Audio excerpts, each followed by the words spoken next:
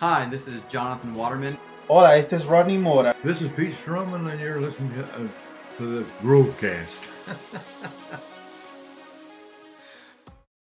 Welcome, everyone, again to another edition of the GroveCast. I am Brian Farmer, pastor at Cherry Grove Church of the Nazarene in Cadillac, Michigan. Today, what you're about to hear is a privileged conversation I have with two special people in our church, Raymond and Lucy Perkins, a great part of our church. They've been married for a little over 20 years. They both are in their early 90s, and they are fantastic. Without further ado, here's my conversation with Raymond and Lucy Perkins. Hi, Lucy. How are you? Fine. Raymond, how you doing today? I'm great. Good to see you. I'm right in the living room, and they're both in their chairs. We've made a holy triangle right here. They're sitting looking at me, and I'm looking at them, and they're scared to death that I'm going to embarrass them. I would never do that. But Lucy's 94, and Raymond's going to be 93 here in another, October what? 27. October 27th. You guys probably are carrying the flag of longest age tenured folks in the church and doing a great job of that, though. You all been married how long? How many years you been married? 21. 21, and your spouses passed away. Tell the story how you met, because you do a lot better job of that. Whoever wants to. Lucy wants to tell it, or Raymond, either one of you. How you met and Lucy. where. Well, when my first husband passed away, I figured I ain't sitting here doing nothing. I'm going to do something. So I went to Second Chance and got a job there, and I worked there for a long time. And Raymond was a friend of Chris and Bob Holmes that run the place. And so Chris told Raymond that she was going to find him a good partner, so I guess she sucked him on me. So anyway, I didn't like him. So he begged me to go out with him, and finally I said yes. I went to lunch with him. We went to lunch. We went to the Hilltop, and Raymond was sitting there, and he said, "You know something? We forgot to put our seatbelts on." We were so excited about going out. I guess I don't know. Sure. But anyway, Yeah. that was the start of going with Raymond. And so. Did you start to like him after that first date? Yeah, a little bit. Yeah. It doesn't matter how it started. I couldn't get rid of her. You couldn't get rid of her. Wouldn't leave you alone, would she? He wouldn't leave me alone. That was the problem. Well, he's smart. He knows a good person when you see one, right? You're going to grab onto her. Yeah. Yeah. And that's been 21 years ago. 21 years. Yeah. What month did you get married in? August. August. So Yep. we're just past that then, aren't we? Yep. So you got married, and then you're here. Take me back. Raymond, talk to me about your past, your history, where you're from, and what brought you here to Cadillac. Well, I was born in Ottawa, Michigan. My parents moved to Flint when I was only about 2 years old. I lived there all my life. And then a friend of mine was up here fishing Misaki Lake. He said it was a good fishing, so I come up here and tried it, and I liked it, so I went and bought a place here. You still got it too, huh? Still got it. Yeah. Yeah. The fish must have been pretty good if you wanted to buy a house on the lake there, huh? Yeah. Yeah. So that was, you moved up here. You're from Flint when you were younger. Yeah. And then you came up there to Lake City, and then what brought you over to the Second Chance store that day when you met Lucy? Because your friend? Oh, yeah. Yeah. I told Chris Holmes that run the store that I needed a good woman. She said, "I'll find you one." Yeah. Well, they did a good job, didn't So they? she called me up and told me to come out because she had a lady working there that I might like, and that's it. See, I didn't realize you were working there. Yeah, Lucy. I worked there. Okay. For free. Yeah. She Just didn't make Yeah, I money. was a volunteer. volunteered over there. Okay. And if you don't know, the Second Chance store is just a clothing North and Mitchell. yeah, kind of a place to A go lot to. of people know that story. Yeah.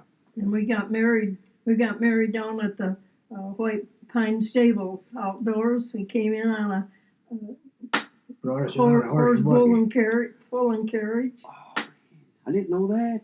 Oh That yeah, sounded of a Disney movie, isn't it? yeah, it was. It was nice, Yeah. really nice. Yeah. Oh, that's good. Probably 175 people there. Shooey. Yeah. Wow. Yeah. That was a nice August day. Come in on the carriage. Beautiful, about 85 degrees, and we ran out of cake, and That's when you know the reception's over, when you run out of cake, don't you? Yeah. That's it. Yeah, I didn't even have a piece to put in the freezer. That's bad luck. You're supposed to at least put a piece in there, aren't you, for sure? I know it. Yeah. Wasn't it? I guess we didn't need any luck. I guess we didn't We're need still any. together. That's just a tradition or whatever, right? With that. Yeah, I think. Oh yeah. Yeah. We pulled ours out, I think, after a year, and it had frostbite, freezer burn on it. So, what good did that do, right? Yeah. So you're right with us, because we got married 21 years ago, October. So you're just too. It's great to know that somebody in your age bracket, is married the same amount of time that I am. So I feel like I've done something, Raymond. Good job. Yeah. So you worked over there, and your story sounds like a good country song. You found second chance at love at the second chance store, right? Yeah. We got a second chance at the second chance. Yeah, we did. We need to put that down somewhere and put it to music and do that, for sure. That'd be really good, wouldn't it? Second chance. Yeah. Second chance at the second chance store, for sure. So Lucy, before you get to where we're at now, we'll go back, and then we'll talk to you, Raymond, about your life. But back, you've been a part of this area. This is your hometown, right, where you were born and raised. Yeah. Take us back to when you were a kid. What part of Cadillac you lived in? And I lived on Poplar Street. It's Sunnyside Drive now. Okay. 705 Poplar Street. Okay. And is the house still there? yeah, the house is still there. Somebody has redone it. It looks so nice. That's good. Really nice. Yeah. But it seems like I was in church all my life, because when I was little, maybe 4 years old or 3, I don't know when I started, right in there somewhere, the people next door named Benson's, the lady or the man, she never went to church, but Mr. Benson did, and the girls did. And I always went to church with them every Sunday morning, went to Sunday school, and I just loved it. A lot of times I'd get up late in the morning, wouldn't even have any breakfast, and I'd go to Sunday school anyway. So I went there for years. That was the Temple Hill Baptist Church. Okay. Because my folks were Lutherans. Mm-hmm. And my dad's dad built the Lutheran church in Gilbert. Mm-hmm. And so he was from Sweden, right from Sweden. My dad was half Swede. He was born in the United States. So, well, anyway, I went to church all my life until I was not all my life, until I was probably about 12, 13 years old. And then I kind of wandered off. I think God let me muddle around in the world for a while. Okay. And I was a sinner. I admit it. And I kind of lost out. And after I got married, and then we moved out here when Ned was 10 years old, and the girls, one was 5, one was 2.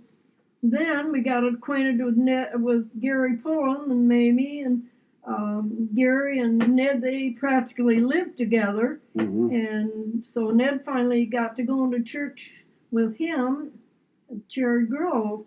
Well, Mamie kept poking at me until she said, "You got to go to church with us." So we finally went to church with Mamie, and we just kept going until I was a Christian when I was about 8 years old. I gave my heart to the Lord in Temple Hill Baptist. Okay. My Sunday school teacher's name was Adla Anderson, and I really loved that woman, but I gave my heart to the Lord when I was 8. But I wandered off, like I said. But when we got acquainted with Mamie and Gary, Ned did, and there was a revival in Cadillac at the Armory, and the guys, the evangelist's name was Appleman, and he was the evangelist that had the services, and we went, and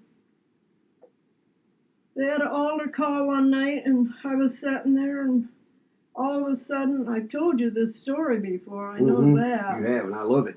Yeah. Yeah. Yeah. And I was sitting in this great big bubble, There was nobody around me. I was all by myself sitting in that great big bubble. And all of a sudden, I saw Christ standing there before me. And I knew right then my heart was gone out to God that I wanted to be saved, completely saved. Right. I just slipped back when I was younger, just like a lot of young people do, Mm-hmm. you know. Sure. But anyway, after I did that, my life changed. Mhm. And I didn't care anymore about the world, but they had to offer me. I just want what God wanted to offer me. Yeah. I kept growing and growing, and then my kids, they all went to church, and they've all turned out to be Christians. And my husband finally, I prayed for him for 22 years Wow. to get him in. Well, he was in the church, helping the church. He's always helping the church, but he wouldn't go to church. Mm-hmm. And finally, one time he went to the doctor and he had something wrong with his back. He smoked real bad, and his veins were plugging up because of the smoking. And he finally had to have an operation on his back. And Reverend Kramer was in the hospital visiting him, and he gave his heart to the Lord right then. Oh, wow. Then he really got into the church, and I've been a Christian ever since. And that's been since, well, you were a young married wife, right? Then? I'd say it was probably at least 20 years. Ned, when we moved out here, Ned was 10 years old, and Carl still worked for Pell's Radio Center, Mm-hmm. and then I think he worked about 12 years for Pell's, and then he went into the gas company, and that's when he had this operation and turned his heart and life over to God. Right there in the hospital, huh? Yep, right in the hospital. Oh, that's great. Yep. And so you've been in Cherry Grove ever since. That's been Yep, I've been in Cherry Grove ever since. Yep. so a good 60, 70 years, right? Oh yeah. Yeah. Of your 94 on Yep. the earth. That's awesome. Yep. That's good. I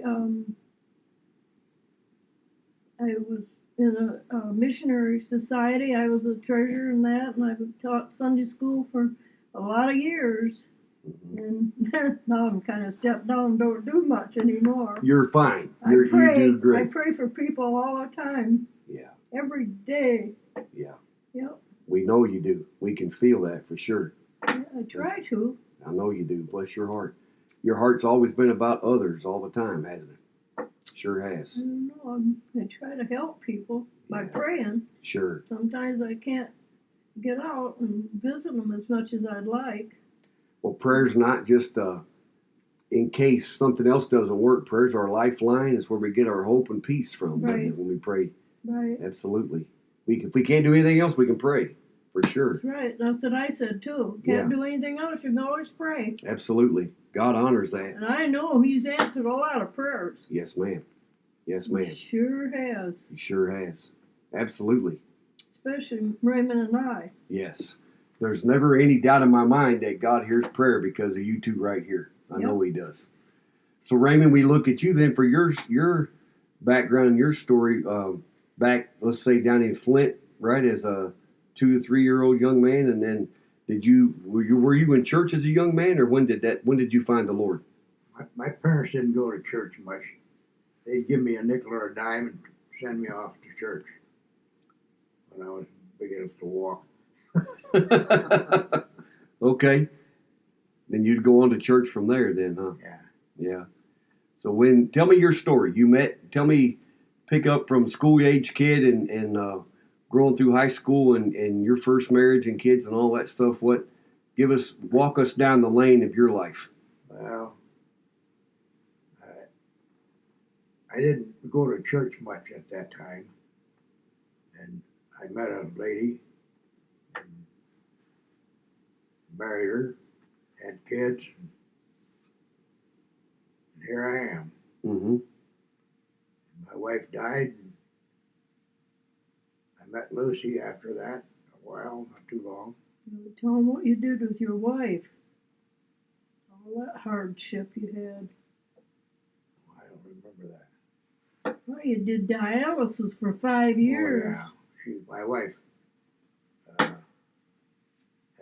was a diabetic and she had sugar. Oh. And she got so her body wouldn't cleanse her blood like it should, so they put her on dialysis. And I went to school at the hospital to teach me how to do it at home. Okay. And I'd done that for 3 or 4 years, maybe 5, I don't know. But 3 or 4 times a day, I had to do that, or maybe 5 even. Yeah. But I kept her alive for about 4 more years, but she wouldn't have been alive, you know. Yeah. We had a pretty good life together. Yeah. And had how many kids? You had your 2 boys, right? Yeah, 2. Yeah. He lost a lot of children. Oh, is that My right? wife had about 7 miscarriages. Bless her heart. Oh, wow. Yeah. So do you live now? Were you up here or downstate? Oh, down in Flint. That's when you're down there. So you came, excuse me, you came up to Cadillac then. Was that about the time, or up to Lake City? Tell me about that. How did that work out? A friend of mine, he used to come up here on vacation. I forget where I was going, somewhere else. And he told me how good the fishing was up at Wasaki Lake. So I decided to come up and fish with him and went out and caught all kinds of walleyes, which I liked. Mm-hmm. And that's where I finally bought a place, and I've got one on there now. Still got a house on Wasaki Lake. Mm-hmm. But you live here on 46th Road with Lucy now, Yeah. so since you've been married, right? That's a good little getaway when you need to go look at the water, I guess, sometimes and check things out over there, huh? But you have no doubt you've seen God's hand in your life even before you claimed to be a Christian, right? Knew God was with you. Yeah. What kind of advice? So you guys have been married 21 years, and this in being your second marriage and losing your first spouses. Where do you think marriages miss the boat for longevity nowadays? The divorce rate now is like 60% of all marriages end up in divorce, which is pretty high for various reasons. But where do you think people lose heart sometimes in marriage? Where they fail?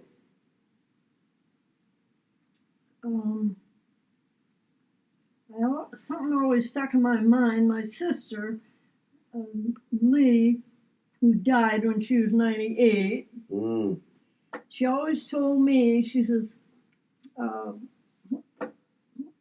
when the day ends, she says, make sure you look nice and you're dressed nice. You're not all scrubby looking. Make yourself look nice when your husband comes home. So when he comes home, he sees a nice looking wife, not someone that's all wore out and tore down. And I mean, and I always thought of that. Mm-hmm. I think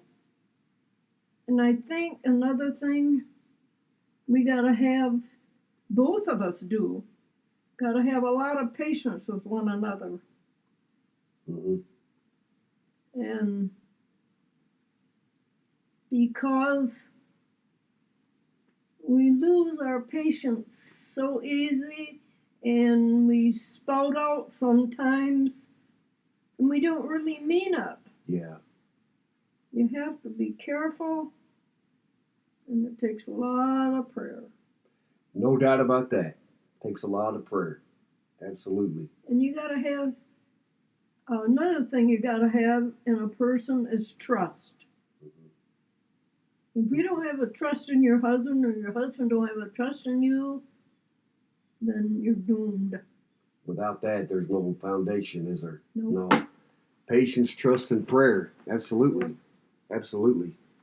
I don't think she ever has a moment of the day that she doesn't look perfect, does she? She's always dressed to the nines and looks like she's going to get her picture Looks good taken. to me. Raymond feels like he's been blessed by God head to toe, don't you? For sure. You look at, but you look at people, a lot of times in the store, I look at people and I think, how come they dress like they do? I mean, you're judging, I know you are, but you don't say it to them. Yeah. But women, they don't take care of themselves. You know what bothers me is the women in their hair. Really? Yeah. I never seen such awful styles. They never look to me like they ever comb their hair. Yeah. Yeah. Some do, but If you take some pride in your appearance, then other people will take notice, won't they? For sure. Don't you think? And you hit on it, though. I think in marriage, after some time, you get so comfortable, you take each other for granted. you do. And so you stop caring about little things like what you're saying with your appearance. Yep. And then if a man or even a wife, if you dread either one of you being with the other one, spending time, or dread coming home, or dread going anywhere, that's a bad sign. Very bad sign. You know. Yeah. Well, if the wife don't look presentable and she's always sloppy and well, don't you think the husband, if he sees another good-looking gal, he's gonna try it out? Better be careful, hadn't he? Yeah, that's right. That's right. Temptation. Don't give your spouse the opportunity to stray. That's it. Right. Yep. If I ever got anywhere along that way, Cheryl would just lock me in a cage anyway, probably, and feed me with a poker. I'd say be in trouble there, you know. Yeah. But you're good to each other. You know, you take care of each other. Do the best you can. Raymond, I know your legs bother you. You can't get around as much as you can, but you love Lucy with all your heart and appreciate God giving her to Sure you. do. You know. She helps me a lot. Yeah, and Lucy's right there. Well, The best she can do for each other. You guys just work well together, don't you? You have to. Yep. What would you tell? I always like to end these when I talk about people. I don't gossip, but when I talk, yeah, right. when I talk to people on these, a lot of people right now deal with discouragement because the world just seems like a bleak place. You know, you guys have been through a lot. You've seen a lot, from presidents to world events, right down to the church going up and down and all kinds of things. Yep. What would you tell somebody that's discouraged today? Where to look and what to do? What would you advise them? I don't know. I get kind of down, but I think a lot of times we just think of ourselves, and what we should do is to shake ourselves or do something and think of others. Mm-hmm. When I think of myself, I get discouraged. I think of Earl, my grandson. He was here, a week ago with me. He was telling us all about Africa because he's been to Africa. He just got back not long ago with his family. Okay. He was telling about those poor people, Yeah. and his company gives money to the orphanage over there, and he started a church over there. Okay. I think of him and those little kids. All he got is one shirt and one little pair. Some of them don't even have any pants. Wow. Then I look at myself. Look how rich I am, and why am I complaining? Mm-hmm. I tell him that every day. Mm-hmm. It's so easy to complain. And then I think of Cliff's daughter. Yeah. They have been going through hell. They have. Big time. And I've been Yeah. praying every day for those people. Yeah. God is able. I mean, getting back to the question, when people get discouraged, when I get down, I stop and I pray and I think of others. Mm-hmm. Sure. Sure. I'm not bad off. No. I'm not bad off. I can drive yet. Got Yeah. a car. We got money. We don't have to hurt. We don't hurt for nothing. What do we hurt for? Yeah. Nothing. Yeah. So you thank God for what you have, because and you're not happy other people do without, but it makes you happy to know how God's blessed you and how you can bless them. Yep. You know, for sure. Sometimes we have to just take a look at how life could be compared to how good we have it. You know. Yeah, I don't know if that's answering your question or That's not. answering it for sure. Absolutely. Raymond, what would you tell somebody who's discouraged today and just doesn't feel like there's any hope? What would you tell them? Well, just forget about the bad things and dwell on the good things. Yes, sir. Yes, sir. There's way more good than bad, isn't there? Yep. There sure is. Yeah. And God blessed you two by giving you a good mate. Sure did. Right. So at your 40th wedding anniversary, how old will you be? See, that's another Oh you'll be my about goodness, you kidding? you'll be about 115 since I that's can't- 20 I more can't years, count- right? I can't count that far. Yeah, that'd be all right. You'll be Mm. fine. Make every day count, right? Like you guys Yeah, are doing. live today. God Yeah. don't give us. This is the day that God give us. Right. We'll rejoice you and can't be dwell glad. on tomorrow. That's right. Don't dwell on the day it's not here yet. Yeah, That's it'll like take care of itself. that's like worrying about being sick when you're healthy. Right. Doesn't make any sense, does it? Yeah. No. Well, I love both of you very much, and you're a huge part of our church. You have been, and you always will be. And I thank you for letting me invade your house today with my big setup here. Yeah. But appreciate you. I look forward to many years. Ever since I've been here, it'll be 6 years. We were just talking Yep. when we started, 6 years December. You've been in my corner. You've supported our family. You've loved us. You've prayed. Well, I haven't done as much as I used to do. I used to give you pie, but it seems like I don't know. I just kind of let down, kind of. It's all right. It's all right. If you tell me you're praying for us, that's what I matters. am every day. And I can feel that. I Every can day. feel that, no doubt in my mind. I can even feel wake up in the night and pray. it. Good. I've been praying for John. Yeah. I feel so sorry for her. Yeah. There's But they've got a good attitude. they've got probably the best frame of mind I've seen of anybody dealing with being sick. They got their hand in God's hand, don't they? It's our attitude. Yep. That has everything to do with it. Yep. To know God's in charge and you just have to follow Him. That's Yep. right. That's right. Well, I appreciate you guys very much. Thanks for letting me talk to you today, and I love you. Good. We love you too. Bless Love you. you. Bless you. You can count on that. Yes, sir. Yep. Absolutely. So there you have it. That's my conversation with Lucy and Raymond Perkins. Hope you've enjoyed it. They shared an awful lot about their lives and where they've been, what God's brought them through, their testimonies in finding Him, and just exactly what we had in mind when God gave us the ability and the vision to start the podcast was those kind of conversations. So look for more of those to come as we make the rounds throughout our church and find our seniors who have just carried the banner and kept the church going for so long. Today's just a good example of what we had in mind. So we'll have more of those as well as other conversations with people in the church. I'd like to remind you, when you get time, drop us a line at TheGroveCast@gmail.com. TheGroveCast, all lowercase, GROVECAST, TheGroveCast@gmail.com. And give us prayer requests, even if there's some ideas for future podcasts, or you just want to encourage us or have some things on your mind, whatever. That's an open opportunity for you right there. We will say goodbye for now, but we will see you again down the road with another edition of the GroveCast. God bless you.